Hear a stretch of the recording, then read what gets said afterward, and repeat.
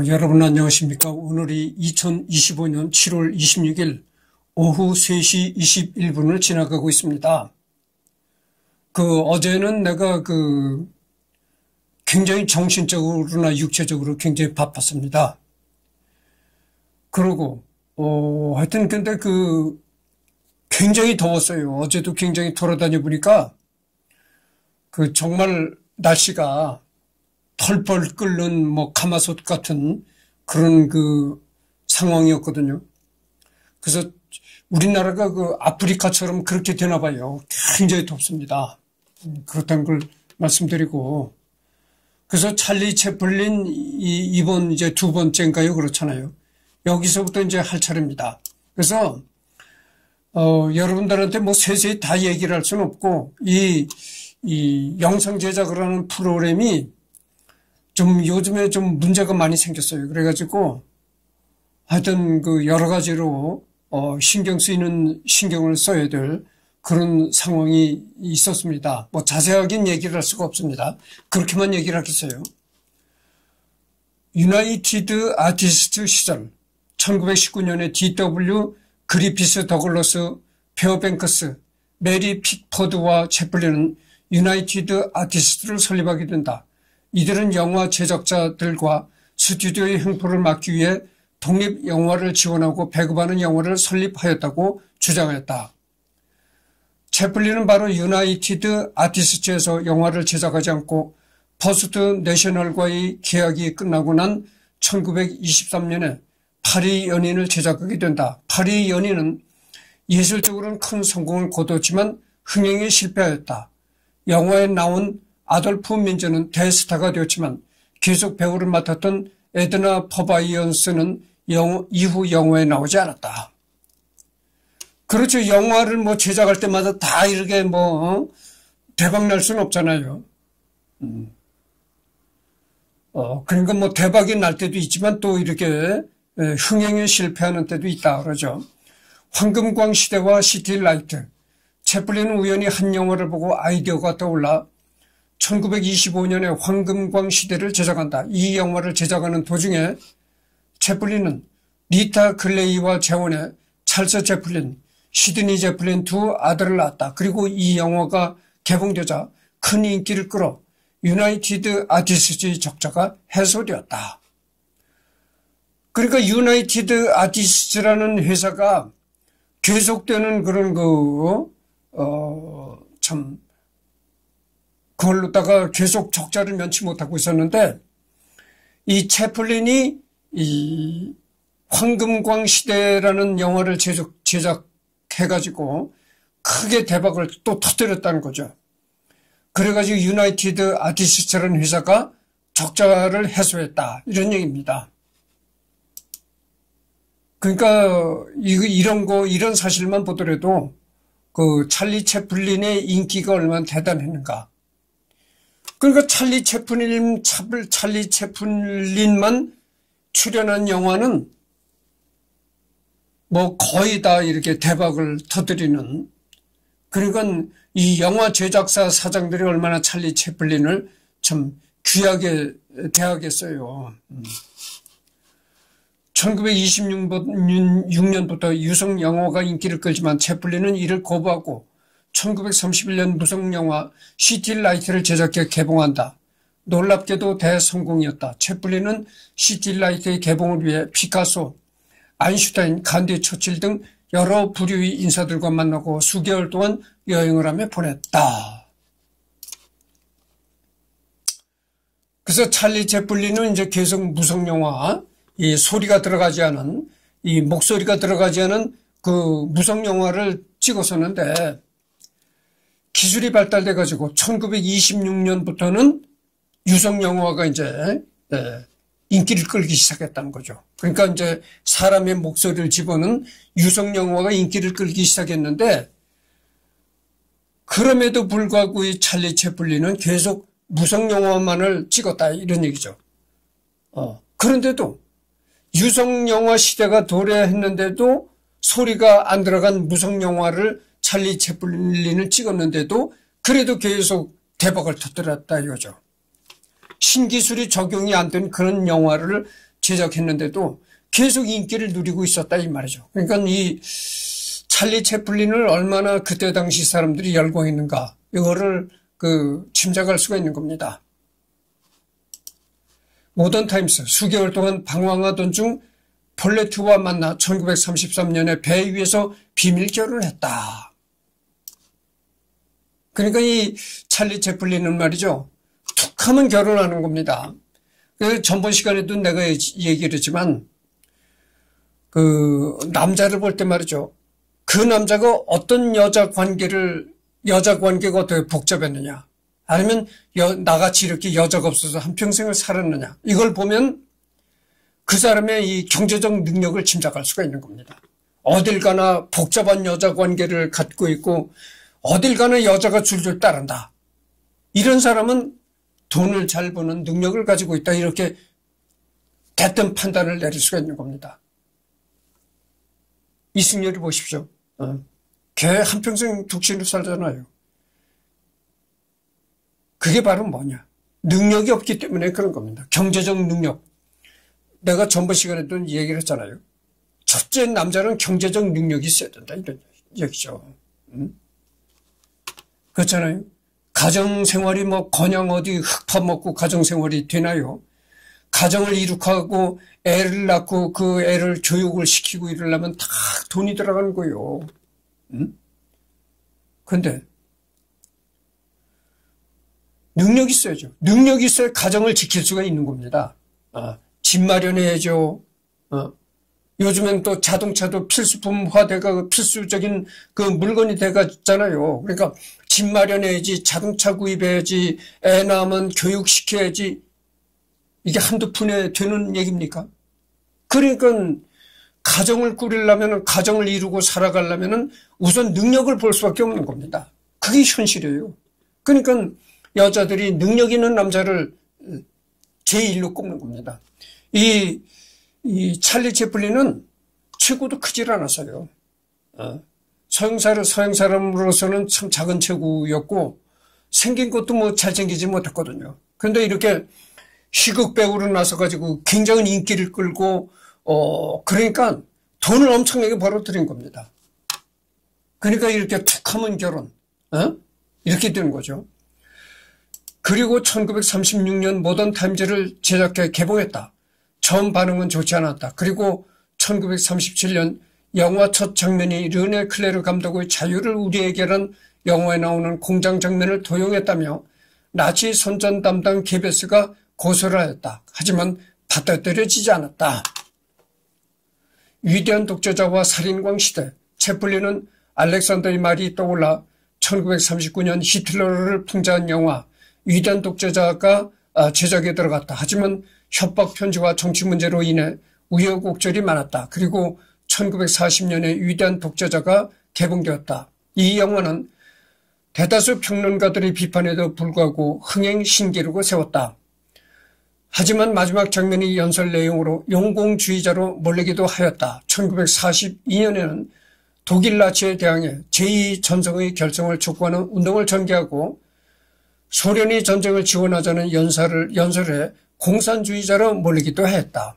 이 찰리 채플린이 공산주의자라는 그런 오해를 받고 공산주의자로 몰리기도 했다는 거죠. 그리고 1943년 조앤 베리라는 여성과의 스캔들에 시달렸다. 또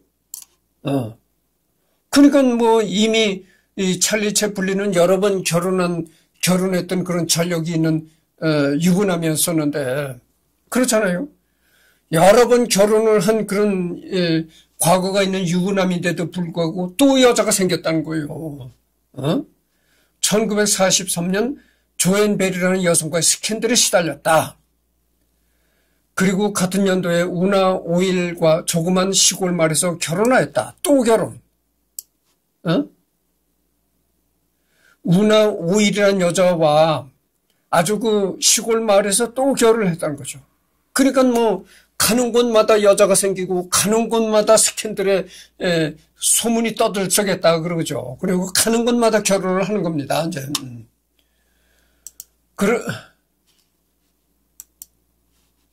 그러자 조앤 베리는 채플린의 아이가 있다며 친자 소송을 제기했다. 이 여자가 이제 제럴딘 채플린이네요. 그러니까 채플린과 결혼했던 배우네요. 이 여자도 이제 영화 배우라고 합니다. 근데 여기 보니까 뭐 현재까지 살아있다 이렇게 돼 있네요. 1944년생이고 근데 현재까지 이제 살아있다고 이렇게 돼 있네요. 그러자 조앤 베리는 채플린의 아이가 있다며 친자 소송을 제기했다. 하지만 재판에서 무죄 판결을 받았다. 1944년에 장녀 제럴딘 채플린을 낳고 2년 후인 1946년에는 아들 마이클 존 채플린을 낳았다. 그러니까 딸과 아들을 낳았네요. 1947년에는 살인광 시대를 개봉했다. 그러나 베르두의 살인 유의를 통한 사회 비판과 풍자로 반미주의자, 공산주의자로 몰리게 되었다. 내가 방금 전에 얘기를 했잖아요. 찰리 채플린은 반미주의자, 공산주의자로 몰렸다.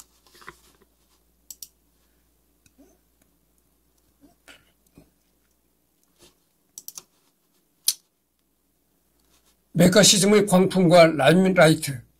1914년부터 1953년까지 채플린이 미국 생활은 성공의 연속이었다. 그러나 광신적인 반공주의를 뜻하는 메카시즘의 광풍이 시작되자 채플린 역시 이를 비켜가지 못했다.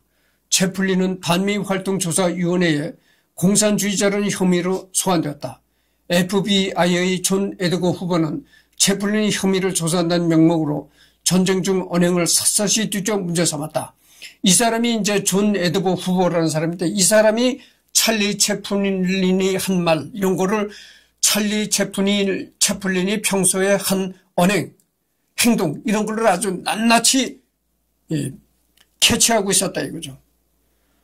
그래가지고 이 찰리 채플린이 공산주의자라는 딱지를 붙였다는 거죠. 그래가지고 이 메카시즘 광풍이라는 건 뭐냐면은 이때 여기 나오잖아요. 1914년부터 1953년. 그러니까 여러분들 6.25가 한국전쟁이 끝난 게 1953년에 끝났잖아요. 그래서 1914년까지 1914년부터 1953년 한국전쟁이 끝날 때까지 메카시즘 광풍이 미국을 휩쓸고 있었다 이런 얘기죠. 그게 뭐냐면은 강력한 반공주의가 미국을 뒤엎고 있었다. 이런 얘기죠. 그래서 누가 언제 어디서 어떤 말을 뱉어냈는가 그 말도 하나하나 분석을 하고 그래서 야 이놈이 공산주의자다.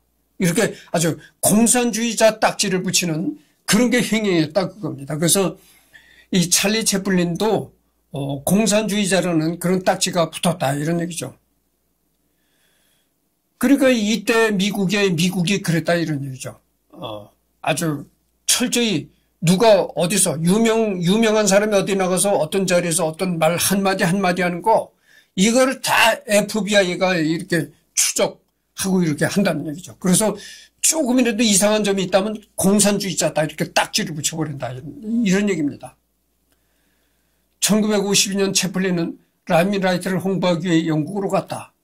후보는 이때 맞춰 미국 이민심사국에 채플린이 귀국을 거절해 줄 것을 요청했다. 결국 이 요청으로 인해 채플린은 미국으로 돌아갈 수 없게 되었다. 그는 이 결정에 대해 다음과 지평했다. 그러니까 채플린이 이 라임라이트 영화를 홍보하기 위해서 영국으로 갔는데 그때 이 에드거 후보라는 사람이 FBI 소속의 에드거 후보라는 사람이 귀국을 채플린이가 영국을 가 있는데 미국으로 다시 못 돌아오게 해라.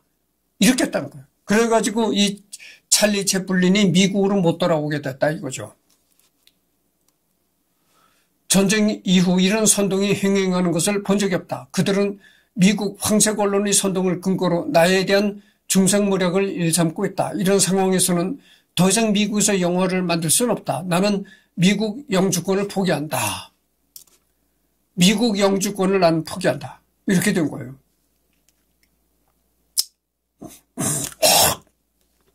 그러니까 이때 미국이란 건 말이죠. 미국 사회란 건 과도한 과도한 반공주의가 이 미국을 지배하고 있었다 이런 얘기입니다. 그래서 찰리 채플린은 스위스 부배에 정착하였다. 그 미국에 못 돌아가니까 미국에 다시는 오지 못하게 딱 막아버리니까 어떻게 되겠어요? 그러니까 미국에는 갈 수가 없고 그 다음에 이제 스위스로 갔다 이거죠. 스위스 부배에 정착하였다. 여러분 스위스 잘 아시잖아요. 우리나라에 해외여행하는 사람이 이제 스위스들도 많이 관광을 하고 그러는데 스위스는 전통적으로 중립국가입니다. 그래서 스위스에 정착하였다. 이후 채플린이 미국에 입국한 것은 1972년 아카데미 명예상을 받기 위한 방문이 유일하다. 그래서 이제 스위스에 정착한 후로는 거의 미국 땅을 밟지 않고 있다가 오랜만에 1972년에 오랜만에 그 아카데미 명예상을 받기 위해서 모처럼 미국을 방문했다 이런 얘기입니다. 그래서 이제 채플린의 말년 이게 채플린이 이제 늙어서 촬영된 모습입니다.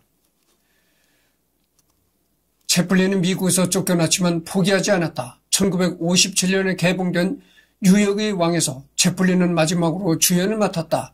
이 영화는 메카시즘과 자본주의 사회의 미국을 비판했지만 평판이 좋지 않았다. 거기에 대해서 채플린은 시사회에서 이렇게 답했다. 이 영화는 정치적이지 않다. 이 영화는 풍자 영화이며 내 영화 중에 가장 반체제적인 영화이다. 1962년 옥스퍼드 대학교에서 명예문학 박사 학위를 받는다. 채플린의 마지막 영화는 1967년에 유니버설 스튜디오에서 배급한 홍콩에서 온 백작부인을 개봉한다. 이 홍콩에서 온 백작부인이 이제 그 채플린이 마지막 출연했던 영화라는 거죠. 이 영화에 소피아 로렌과 말론 브란도가 출연했다. 그러니까 소피아 로렌, 말론 브란도 이 사람들이 다 미국의 아주 유명한 배우였었죠. 이 사람들도 언젠가 내가 인간탐구에서 다룰 것입니다. 그러나 이 영화는 흥행에 참패하게 되었고 이 영화는 채플린이 참여하고 개봉한 마지막 영화가 되었다. 채플린은 후르시초프, 네로 등 세계 정치 지도자들과 만나고 1954년 국제평화상을 받았다. 채플린은 1972년에 아카데미상 시상식에서 공로상을 받게 되고 1973년에 라임라이트에 대한 음악상도 받게 된다. 채플린은 1977년 12월 25일에 88세의 나이로 사망하였다. 그가 사망한 직후 불경스러운 강도들이 채플린의 관을 훔쳐 돈을 요구하였으나 결국은 그냥 관을 놓고 달아났다. 1989년에 미국 영화연구소는 100명의 스타들 중에 남자 배우로 채플린을 10위로 올려놓았다. 1989년에는 미국 영화연구소에서 미국에서 가장 유명했던 그 스타들 100여 명을 이제 선정했다는 겁니다. 거기에 찰리 채플린이 10위로 10번째로 이름에 올랐다는 거예요. 그러니까 이 찰리 채플린이 얼마나 미국에서 유명했던 배우인가 이거를 알 수가 있는 겁니다. 그래서 전번에도 내가 얘기를 했지만 찰리 채플린은 멜로 영화 이런 데 주인공이 아니었고 그 멜로 영화에 나가서 주인공을 할 만큼 그렇게 이 외모가 좋은 배우가 아니었으니까 이 찰리 채플린은 웃기는 거 그러니까 희극 영화의 그런 거죠. 정치 성령 채플린의 사회에 관련한 영화를 만들기 시작한 것은 1916년 제작하기로 한 삶이란 영화였다. 그러나 채플린은 이 영화를 포기하게 되었다. 이후 이 영화를 찍으면서 나온 장면들은 경찰에 쓰이게 되었다. 이후 제1차 세계대전이 벌어지자 채플린은 미국을 지지하였다. 그는 퍼스트 내셔널 픽처스에서 동맹을 제작하게 된다. 이 영화는 독일로부터 미국을 보호해야 한다는 정치 영화였다. 그러나 같은 해에 개봉한 어깨총에서 채플린은 전쟁을 비판하였다. 이후 단순한 시극적 영화만을 제작하던 채플린은 키드에서 가난한 시민들의 삶을 그려냈으며 유한 계급에서는 부자들을 비판했으며 순례자에서는 맹목적인 종교인들을 비판했다.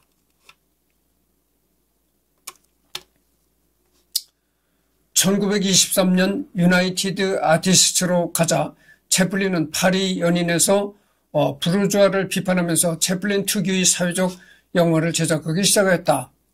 1925년 제작된 황금광 시대에서는 비극적인 결말을 내려고 했으나 상업계와 타협을 하여 해피엔딩으로 끝났지만 채플린은 여전히 사회 비판 영화들을 제작하였다. 그러니까 이 찰리 채플린이 한때는 이 공산주의자라는 딱지가 붙을 만도 했네요. 여기 보면 찰리 채플린은 파리 연인이라는 그런 영화에서 부르주아를 비판했다. 자본가를 비판하는 영화를 만들었다 이런 얘기죠. 그리고 어떻게 되겠어요? 자본가를 비판하는 영화를 만들었다. 이렇게 되니까 이것도 뭐 꼬투리가 충분히 잡힐 수 있는 그런 일이죠. 1936년에 제작된 모던 타임스에서 채플린은 그 영화 중에서 가장 비판적인 영화를 제작하였다. 이 영화는 자본가, 컨베이어 벨트, 경찰, 파업, 마약, 정부를 비판하였다. 특히 영화 중간에 채플린이 트럭에서 떨어져 나온 빨간 깃발을 주려다가 공산주의자를 몰려 잡혀간다는 것은 큰 충격을 줬다. 독일과 오스트리아에서는 이 장면을 없앤 후 상영하게 했다. 한편 월트 디즈니는 보수주의자였지만 모던 타임스의 공장 장면에 깊은 감명을 받아 1942년에 제작된 도널드 덕이 나온 단편 애니메이션 총통의 얼굴에서 공장 장면을 패러디하였다. 월트 디즈니. 이 월트 디즈니가 유명하잖아요. 또 이 월트 디즈니도 내가 언젠가 인간탐구에서 다룰 것이라고 약속드립니다. 이 월트 디즈니는 여기에 보면 1901년 12월 5일에 태어나가지고 1966년 12월 15일에 사망했다. 미국의 애니메이터이자 영화 감독 성우 기업입니다. 월트 디즈니 유명합니다. 월트 디즈니의 만화 영화, 월트 디즈니에서 이 만화 영화도 많이 제작했거든요. 그래서 아이들의 정신과 혼을 빼앗았던 그 만화 영화를 주로 잘 제작했던 곳이 바로 월트 디즈니입니다.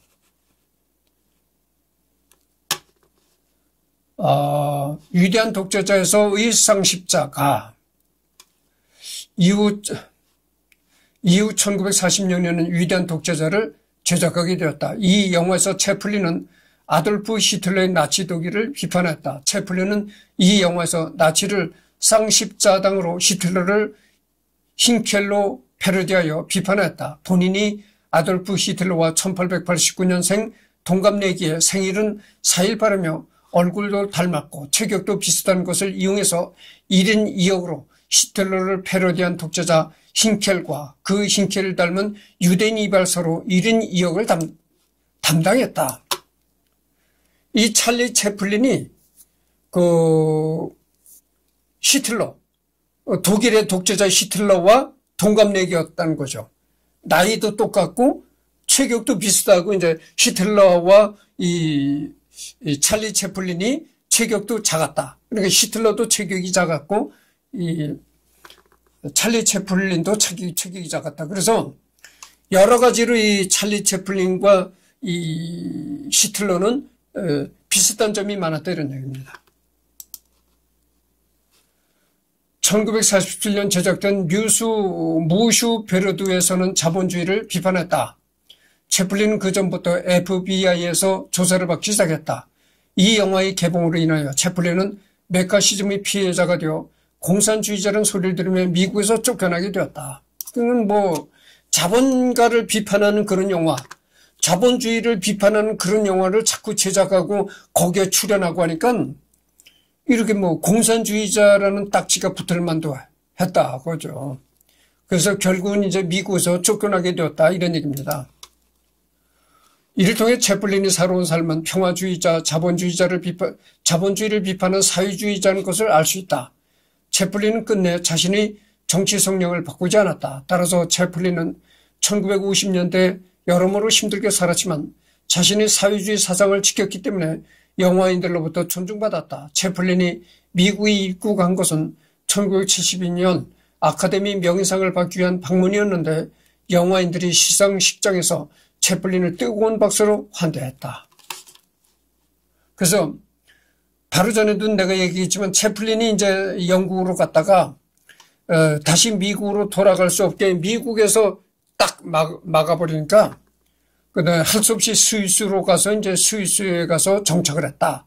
그런데 1972년 그 아카데미 명예상을 받기 위해서 미국에 왔었는데 모처럼 오랜만에 미국에 왔었는데 그때 미국의 영화인들로부터 굉장히 뜨거운 환대를 받았다 이런 얘기입니다. 지금 그 26분을 경과했습니다. 조금 더 해야 되겠죠.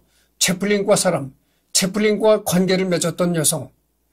이 뭐 계속 내뜨는 얘기지만은 채플린은 여자들한테 굉장히 인기가 좋았다. 가는 곳마다 여자가 생기고 가는 곳마다 결혼했다. 내가 이런 얘기를 했잖아요. 그러니까 그렇게 돈을 잘 벌고 인기를 누리니까 여자들이 가만 안 두겠어요. 파울레트 가다드, 영국식 폴렛. 찰리 채플린의 회고록을 보면 채플린은 파울레트를 자신이 아무 걱정 없이 사랑할 수 있었던 유일한 여자라는 말로 파울레트에 대한 두터운 신뢰를 밝혔다. 1932년 찰리 채플린의 구애로 결혼한다. 1942년 희곡 작가 유진 오닐의 딸 유나 오일과 결혼한 찰리 채플린은 파울레트와 이혼한다. 유진 오닐이 또 유명한 작가입니다. 희곡. 그러니까 영화의 시나리오를 쓴 작가였죠. 뭐 언젠가 유진 오닐에 대해서도 내가 할 것입니다. 그래서 이제 또 결혼해서 살던 여자와는 또 이혼을 해버리고 이 유진 오닐의 딸 유나 오일과 결혼했다 이런 얘기입니다. 뭐 하여튼 돈도 잘 벌겠지만 여자 복이 많았다 이런 얘기죠.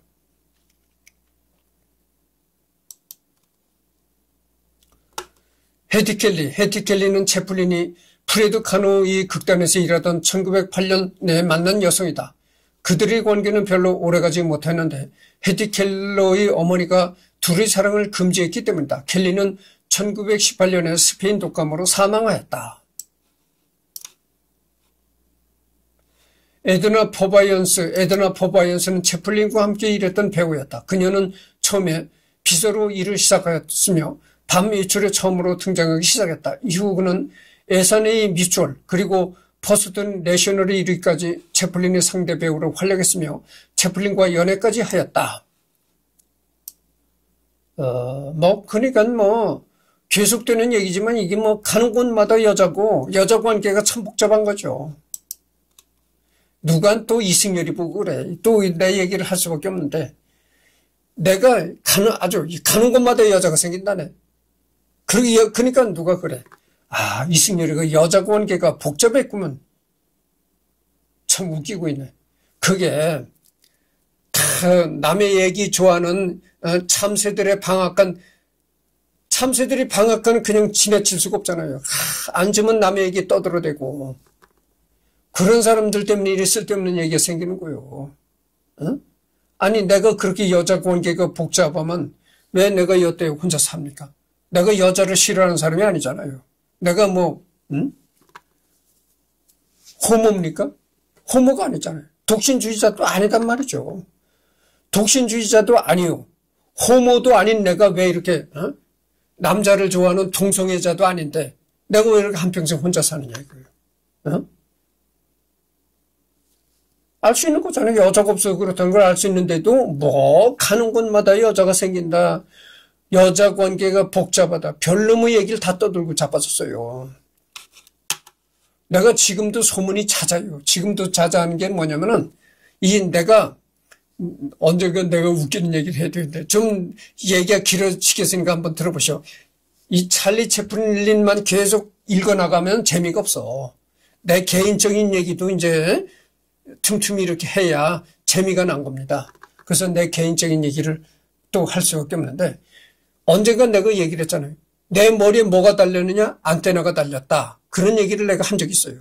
내가 세상 돌아가는 소문을 내가 바삭히 듣습니다. 이 안테나가 내 머리에 안테나가 달려가지고 그 안테나가 세상 돌아가는 소문을 다 잡아드립니다. 빨아들입니다. 다 알고 있어요.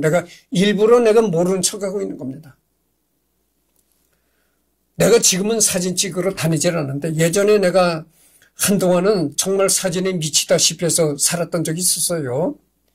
근데 사진에 그렇게 재미를 붙이고 돌아다닐 때 안산 사진 옆에 들어갔는데 그 안산 사진 옆에 사진 찍는 간호사가 있다네. 나는 그 사진 찍는 간호사라는 여자를 실제 얼굴을 못 봤어요. 얼굴이가 진짜 잘생겼는지 아니면 곰보인지 얼굴에 혹이 달린 사람인지 보지 못했다 이거죠.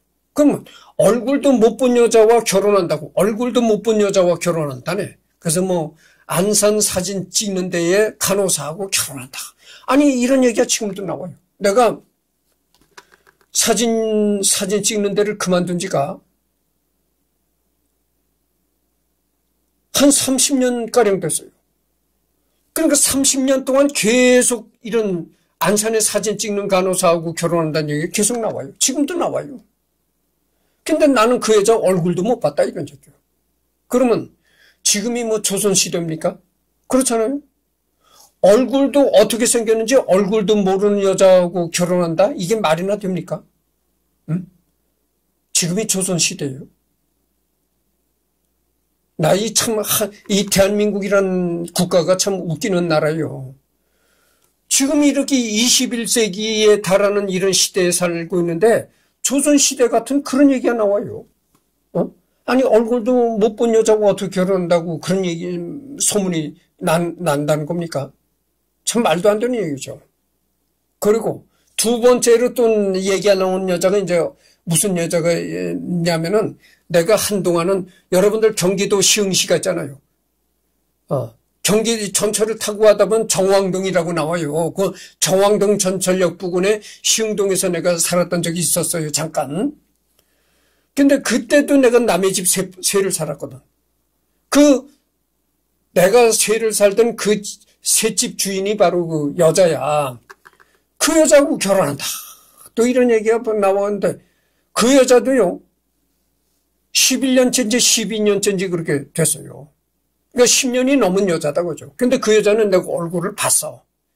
얼굴을 본 게 어떻게 해서 얼굴을 봤냐면은 집주인이다 보니까 내가 세를 살던 집주인이다 보니까 이제 계약서를 쓰고 하다 보니까 이렇게 마주 앉아서 계약서를 작성하고 이러다 보니까 얼굴을 봤다 이런 얘기죠.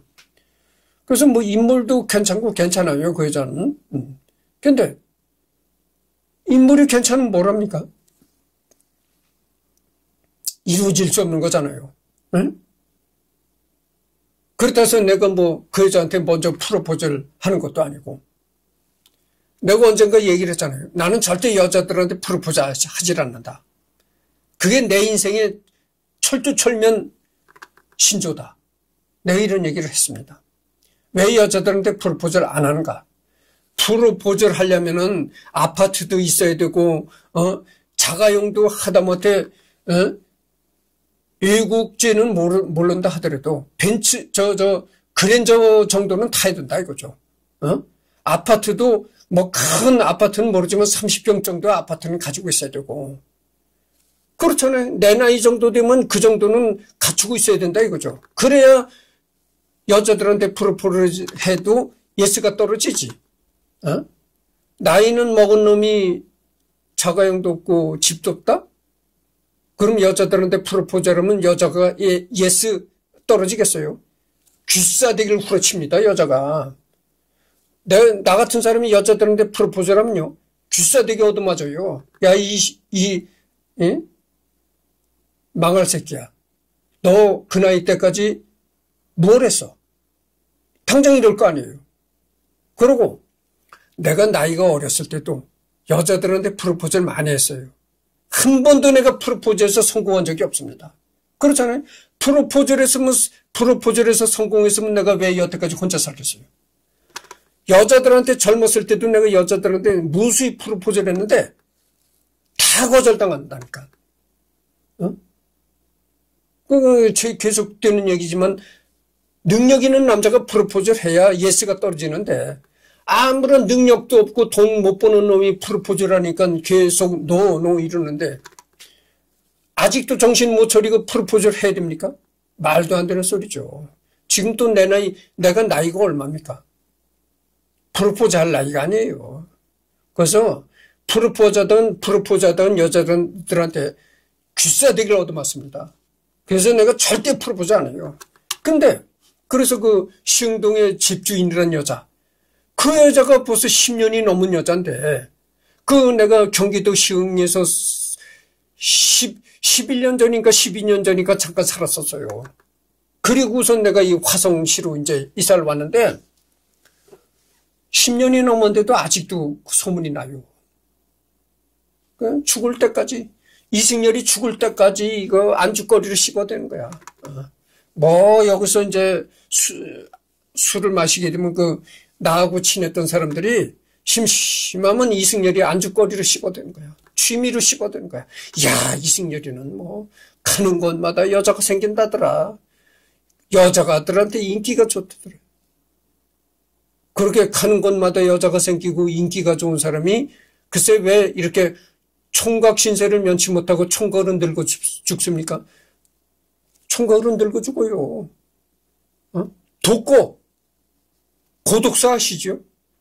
고독사 내가 1순위가 나라니까. 고독사 할 사람이에요 내가. 고독사 1순위가 나다 이런 얘기죠. 그러니까 그게 얼마나 쓸데없는 헛소문인가 알 수 있는 겁니다.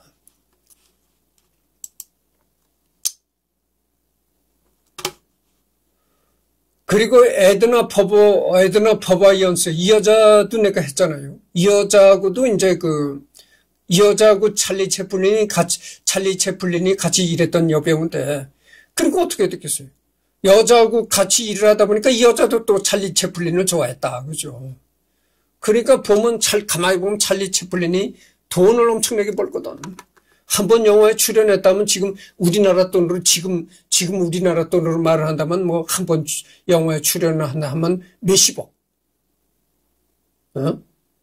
그러니까 자동차도 벤츠는 아무것도 아니야. 벤츠 타는 건 아무것도 아니라니까. 50평짜리 아파트는 아무것도 아니야. 100평짜리 아파트에도 충분히 살 수가 있는 거야. 그렇게 돈을 벌어들이니 여자가 노하겠어요. 정말 찰리 채플린만 나타났다면 아유 저 남자하고 한번 결혼해서 가정을 일으켜봤으면 이럴 거 아니에요. 그러니까 그렇게 돈을 잘 벌으니까 애를 낳아도 애 키울 걱정도 없고 좋은 집에서 살으니 집 마련 걱정도 없고 얼마나 장밋빛 인생이 펼쳐지겠어요. 그러니까 다 여자들이 찰리 채플린을 좋아하는 거야. 그래서 지금 38번을 경과했습니다. 그러니까 그 여자들이 이렇게 가는 곳마다 여자가 생기고 가는 곳마다 결혼을 하고 이러니까 애는 또 얼마나 낳겠어요. 그러니까 그 다음에는 다음 시간에는 찰리 채플린의 자녀에 대해서 찰리 채플린이 낳은 그 자식들에 관해서 얘기가 나옵니다. 여기를 잠깐 다음 시간에 하도록 하겠습니다.